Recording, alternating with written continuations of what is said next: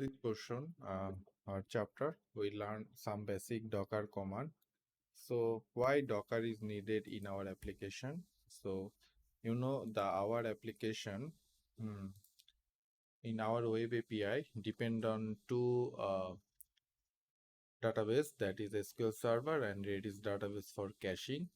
Now before moving Docker, we know we are using the SQL Server, but now we are moving to use the SQL Server for the Docker image. Okay, so how to you go to install? Before moving there, you need to install the Docker in your local machine. So if you in the go to the Docker desktop and click there, the first screen you are getting the Docker. If install the what your machine using there. So I'm using the Windows machine and my Docker is already installed. Now the Docker is installed complete. Click the start menu, click the Docker desktop, and you see the Docker is installed and Docker desktop is open. And when this bar is the green, that means your Docker is running smoothly. Okay, so now uh, what we need to install the SQL Server. Okay, so if I click Docker SQL Server, you see the Microsoft SQL Server. Before you download any image, or you can download any image from the Docker Hub, you can search from here. But one thing you need to ensure when you are using any image, try to install the official image. Okay, if I click the SQL Server and click the enter, you see uh, Microsoft SQL Server. If I click Microsoft SQL Server, you see the different type of image is present there, but try to always install the Docker official image. Okay, so MS SQL Microsoft SQL Server is not showing there, but you can get this uh, using the Microsoft SQL Server. Okay, so if I copy this and paste this, so Microsoft image not is showing there, so it's a not issue. You can Dockerize, you can Google and Microsoft SQL Server Docker. If you write there and you the search engine also going there exact location, but try to install the official image. Okay, so how can I install this? You can use the Docker pool, download the image, and after that you can create the container using the image. Okay, so, or only you when you are writing command for the running any container, first time you check the image is already present in machine or not. If the image is not present in the machine, it default install, it first install the pull the image, then it create a container. So I'm moving in the Docker pool first of all.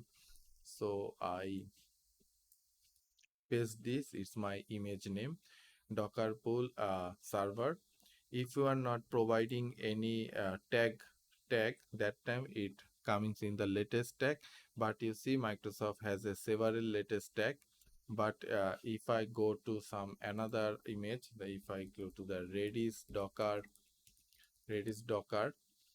is a Redis official image, and if you go there, you see one image name is the latest. Okay, when you are not providing any tag version, that time Docker default install the latest image. Okay, so now I am adding the image in tag, so that is Microsoft SQL Server.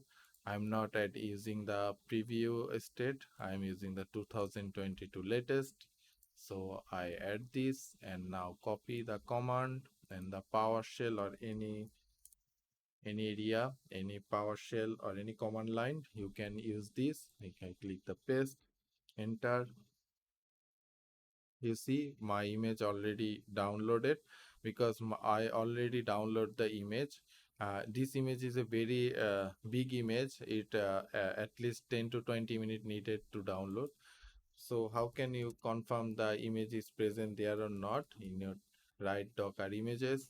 Now you see the Microsoft MS SQL Server 2020 latest already present there. The size is 1.58 GB and it created 2 weeks ago. You get the information when it already created. Okay, so my SQL Server is present there image. So I need to create a container.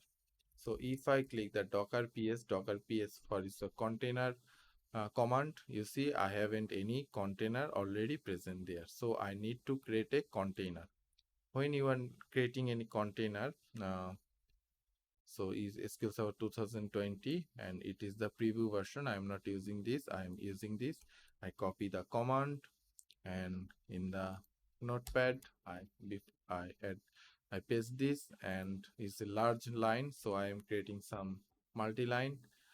So I create slash and the password and the slash and enter and slash d.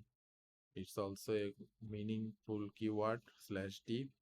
So okay, so first of all I remove this /d because you need to understand each and every line.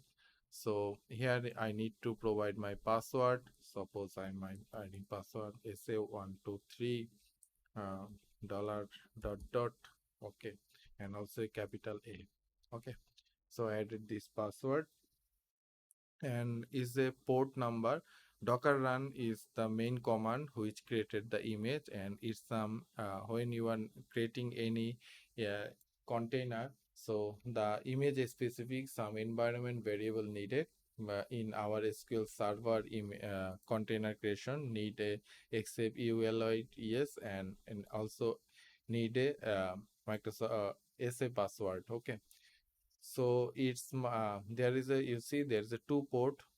This right side port is the container inside port and this port is my host machine port.